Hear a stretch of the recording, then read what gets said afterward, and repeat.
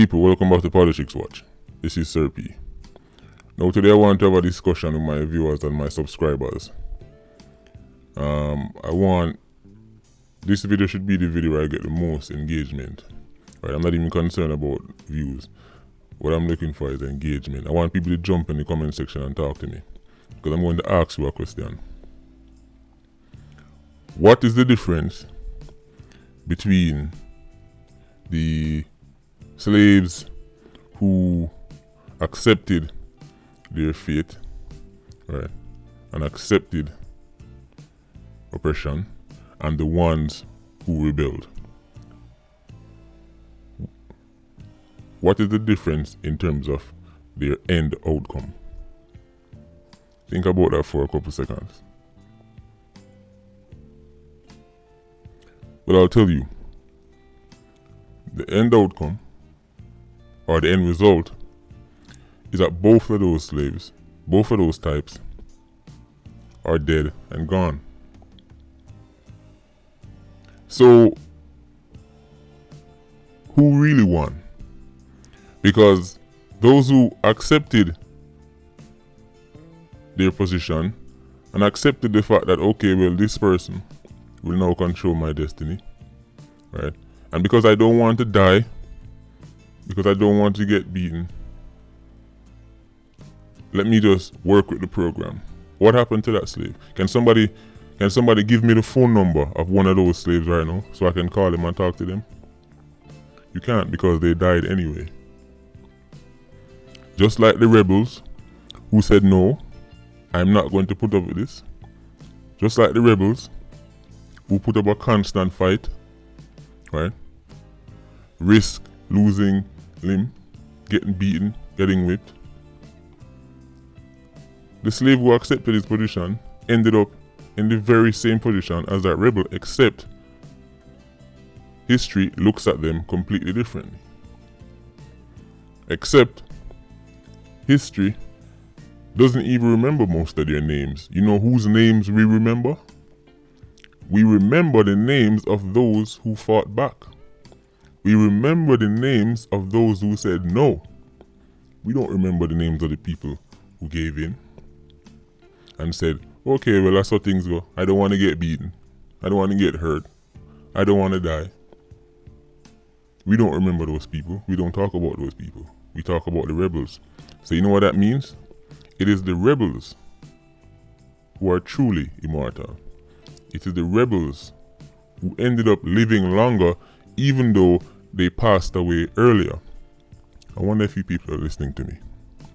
Throughout history, through any conflict where one group oppresses another, where one group tries to enslave another, the members of that group who stand up and fight back, even though they die sooner physically in terms of flesh and blood, they are the ones who live on forever. They are the ones who become immortal.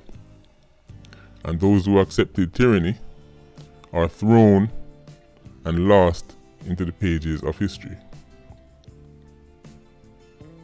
So, tell me then, if that is the case, why in 2019 are people still so hesitant to stand up for what they claim they know is right? And I'm doing this video because people constantly email me or message me and say, that politician who you talk about of these group of man and them can do you this. That is true. And FYI, I think it's clear. I might do a video on this later on the road. The reason why I don't show my face, right, is not because of myself. It's because of my family. Right? They didn't ask to be a part of this. They might not have the same mindset. When I say family, I mean my immediate family. People who depend on me. Right? They probably don't have the same mindset. They're not willing to risk life and limb. So I wouldn't put them in unnecessary danger. If it was just up to me, if it was just me, you would all see my face. I'd have a live show, I'd be on the radio, I'd be on the TV. So don't think Politics Watch is behind this cloak because of myself. My subscribers know my history. I've seen the worst humanity has to offer. I've been through the toughest conditions the average human being can go through. I've survived it all. So at this point, death doesn't scare me. Death is inevitable. Those who surrender will one day die. Those who fight will one day die. It's inevitable.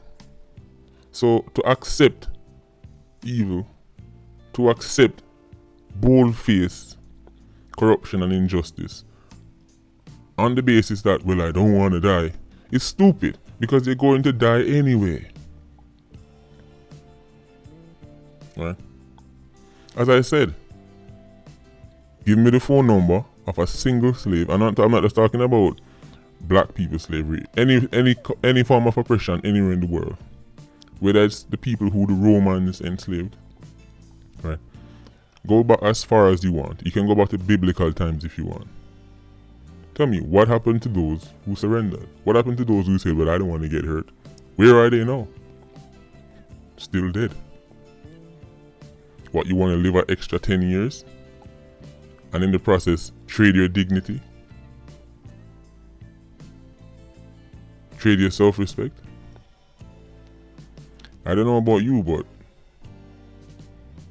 if it means I have to live a shorter life, but to live free from corruption or oppression, or somebody having the total ability to infringe upon my rights, listen, I'll take a shorter lifespan. But that's fine, I understand. That's not the average person's mindset. It's also the reason why the average person doesn't go sign up for very dangerous jobs. It's not human nature. The average person doesn't want to go to some kind of military war zone. It's not human nature. I understand. But tell me something. Remember Malcolm X and Martin Luther King? They both had two different methods of doing things. Right? Malcolm X was more in your face. He was more by any means necessary, defend yourself. Martin Luther King was more embrace your enemies, love your enemies, don't use violence. What happened to both of them? They both got struck down by a bullet. So even all the peace talk Martin Luther King was doing and loving your enemies, he still lost his life by a bullet. He didn't get old and retired and pass away peacefully. So the message is there. It's clear. The end result is the same, death. So to trade your freedom and to trade your dignity, to trade your liberties, under the basis that, well, I don't want to die, is stupid because you're going to die anyway. At least if you die standing up for something, at least your children can be proud of their father or their mother. At least your community will remember you as somebody who stood up to oppressors. And maybe if you're lucky, history will remember you as a warrior. The same way people look at somebody like a Malcolm X or a Garvey or a Sam Sharp. Maybe if you're lucky. Now obviously, do not get it confused. I am not comparing myself to any of those men. That would be ridiculous. What I'm saying is when you see me calling out people, right, at my small scale, my small level here, as a little YouTube channel, there's no point telling me what somebody is going to do to me. So I must stop. Because whether it's that person or it's cancer, or it's a coaster bus, or a drunk driver, or some form of cancer, I'm gonna go out anyway. That's just the reality of the situation. As I said in that post I made on my YouTube post, if one person, a single Jamaican, gets their eyes opened about the reality of the country and society that we live in, and the leaders and politicians that we have to deal with, if just one of them who was blind get their eyes open, then all this is worth it. That's just how it goes. That is my opinion. That is my belief. Anyway, Patreon squad, big up on yourself. Thanks for the support as usual. Please like, comment, and share the video. Bless up.